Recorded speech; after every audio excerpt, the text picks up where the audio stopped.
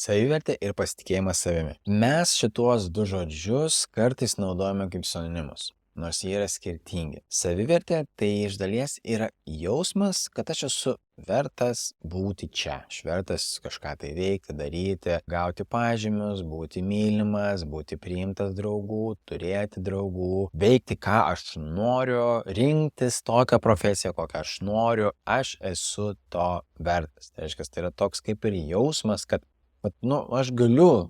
Ir nėra to tokio, nežinau, gal čia ne man, čia kažkaip gal. Kartais būna sunku tą jausmą pagauti, nes tiesiog nesusiduriam su tuo dažnoje dienoje, bet galim tiesiog dabar pagalvoti, tai kur aš jaučiuosi vertas, ne? O kur aš kartais stabdau save ne dėl to, kad aš galbūt nemokėčiau, bet galvoju, kad, nežinau, gal klausimas, pavyzdžiui, bus kvailas, kurį aš noriu užduoti ir jūs tada sustabdat save nuo to klausimo uždavimo. Nes tai gali atrodyti, bet vėlgi susijęs su savivertė, kad aš galbūt nevertas to klausimo užduoti, nes jeigu aš užduosiu, kiti iš manęs juoksis, ir tai reiks, kad aš esu kažkoks tai blogesnis. Žmonės, kurie turi tvirtą savivertę arba aukštesnę savivertę, gali sakyti tai, kad jie gali užduoti tą klausimą, nesvarbu, ar jis atrodys kvailas ar protingas, jiem nuo to per daug nepasikeis gyvenimas. Jie tiesiog jausis nuo to toliau, nes ar kažkam pasirodė tas klausimas kvailas. Jis nežinojo tos informacijos, paklausė, kažkas kitas žinojo, jam atrodė, kad yra savaime suprantama, pasijuokė, bet pirmasis, kuris klausė, sako, jūsų bėdas, kad jis juokas, man tai kas? Mano gyvenimo tai nekeičia. Tai šitas pavyzdys gali labai aiškiai parodyti, kad žmonės, kurie geriau jaučiasi su savimi ir su savo savivertė, jiems nėra labai taip svarbu, kaip kiti apie juos pagalvos. Žmogus, kuris turi aukštą savivertę, jisai kitų žmonių nežemina.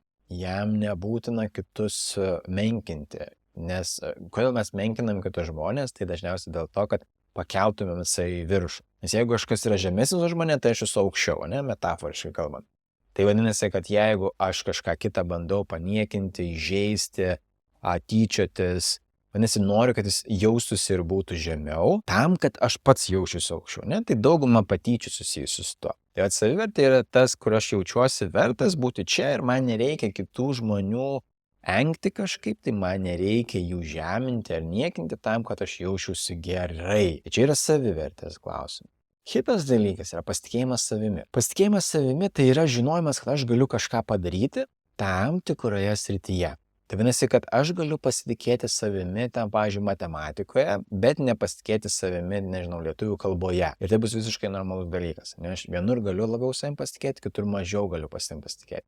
Tai čia šitie dalykai tuo ir skiriasi. Kad mes ugdytumėm savo savivertę, tam vis dėlto mums kartais reikia ir kitų žmonių pagalbos, nes mes išmoksim. Jeigu kiti žmonės kažkaip mus pagirdavo, pasakydavo mums komplimentus ir tai tęsiasi ir mes kaip ir priimam, kad mes esam verti būti tokie, mums būna lengviau. Ugdyti savivertę tai nėra toks labai paprastas dalykas. Mes turim savo pastoviai priminti, kad aš esu vertas būti čia. Ir jeigu ateina kažkokios negatyvios mintys į galvą, mes turim mokytis jas patraukti nuo savęs. Tai reiškia, kad tos mintys, jos neteisingos. Net jeigu ir atrodo, kad teisingos, jas reikia patikrinti. O kaip patikrinti, kuri mintis yra teisinga, kuri neteisinga? Jeigu mintis yra teisinga, jinai bus kaip faktas. Jeigu aš sakau, aš esu nevykėlis, kokie yra įrodymai? Tai, kad aš vieną kontrolę neišlaikiau. Ar tai yra įrodymas? Galbūt kai kam atrodys, kad tai įrodymas. Bet jeigu aš kitose situacijose daug daugiau dalykų pasiekiu ir tos kontrolinius išlaikau ir kitur mokusi, tai nereiškia, kad aš esu nevykėlis. O jeigu tai nėra faktas, vadinasi, tai yra tik tai mintis.